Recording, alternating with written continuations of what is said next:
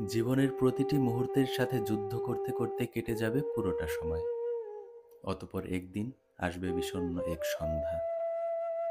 চোখে ঝাপসা আলো, মনটা অস্থির আর শরীরটা ক্লান্ত। দুর্বল শরীরের শেষ ভরসা বেতের লাঠিটাতে ঠক ঠক শব্দ তুলে বিছানার দিকে এগোবো। বিছানায় গা এলিয়ে দেয়া মাত্রই মনে হবে এবার বুঝি ঘুমানোর সময় হয়েছে।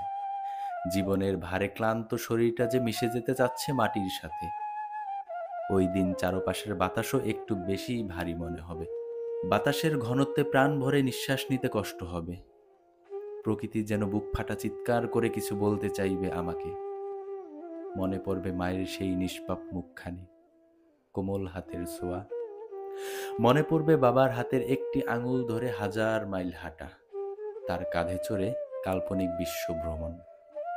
চোখের সামনে ভেসে উঠবে প্রিয়তমার প্রথম দেখা সেই চাহনি, সেই অপরূপা চেহারা, তার সাথে কাটানো স্বর্গ সুখসম মুহূর্তগুলো।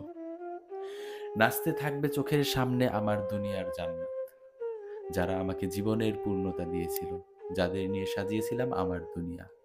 মনে পড়বে প্রিয়জনদের ভালো রাখার ব্যর্থ চেষ্টা, বুকের ভেতরটা হালকা চিনচিনিয়ে ব্যথা থাকবে। ডান হাতটা বুকের ওপর রেখে অর্ধ খোলা চোখে তাকিয়ে থাকবো একটা কপাট খোলা জানালার বাইরে। দেখবো অপূর্ণ স্বপ্নগুলো হাওয়ায় নাচছে, প্রিয়জনদের ভালোবাসা আর অবহেলার দৃশ্যগুলো এক এক করে চোখের সামনে ভাসছে। স্মৃতিরা চাপা কান্নার মতো বুকের ভেতর নিঃশব্দে ডুকরে ডুকরে কাঁপছে।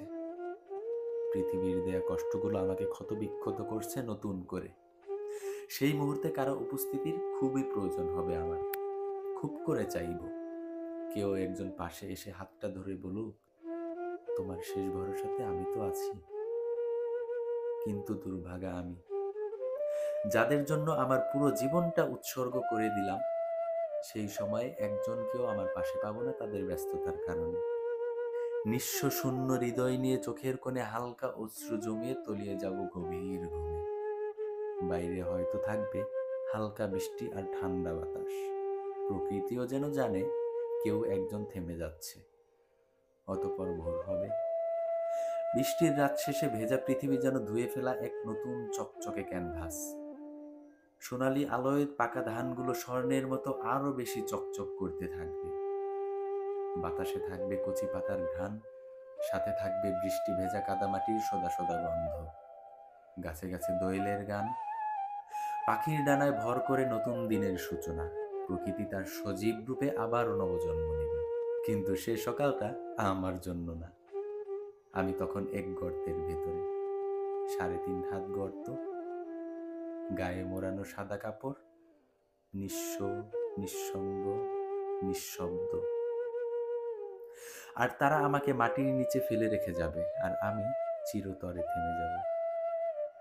ঠিক সেই মুহূর্তেই বুঝতে পারবো আমার না থাকা পৃথিবীর জন্য কোনো পরিবর্তন আনবে না। আমার না থাকায় সমুদ্রের ঢেউয়েরা থেমে যাবে না, থেমে যাবে না বাতাস বওয়া। আপন গতিতে চলতে থাকবে সবকিছু, চলতে থাকবে আগেরই মতো। মনেই হবে না আমি কখনো এই পৃথিবীর অংশ ছিলাম, মনেই হবে না আমি কখনো এই পৃথিবীতেই এসেছিলাম, মনেই হবে না এই পৃথিবীতে কখনো আমার কোনো অস্তিত্ব ছিল।